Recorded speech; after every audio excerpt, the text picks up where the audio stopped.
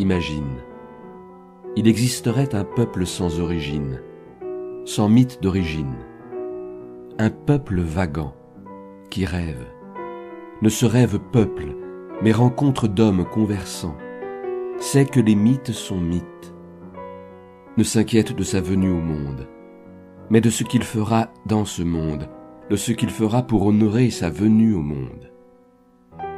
Imagine des mots sans mesure, hors zone, sans baratin, de métamorphose et surprise. Des mots d'hommes, noms de soif de pouvoir, des noms sans étiquette, qui ne veulent poser « je suis le »,« je suis premier »,« je suis d'origine », imposer « j'ai le pouvoir »,« supérieur, je suis femme »,« je me vengerai, je suis d'origine ».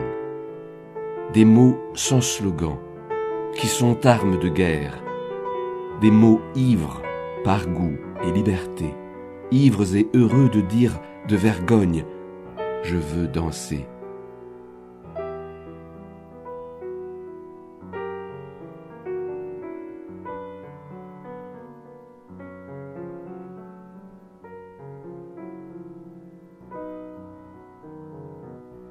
Et puis, les invasions, les soumissions, les colonisations, coercitions, massacres, les tortures, les corps foutus, les fuites, des alliances, petites choses, les grimaces sociales, les pertes de soi, les oublis de soi.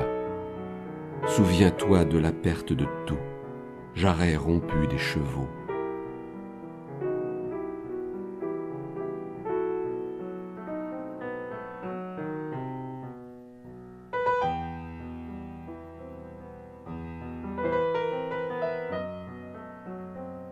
Imagine, sur la longue route, qu'on ne puisse ni les poursuivre ni les emprisonner, ne pas lire leurs traces, que nul autre que des leurs ne puisse les suivre.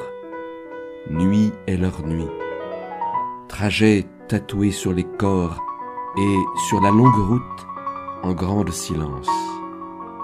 En marche, rompu, de marche longue fauve, boitant, un chien pelé trousse, rossignol aux lèvres, et certains jours du souvenir, des rires.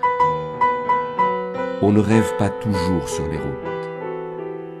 Parfois, on chante.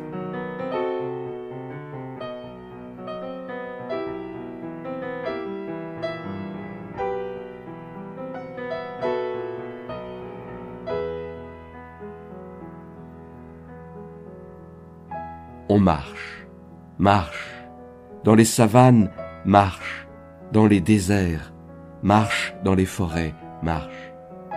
Derrière les rochers, à hauteur d'arbre, un fruit à la bouche, sauvé des barbelés, parfois, et avec un quelque chose de triste, perdu parfois.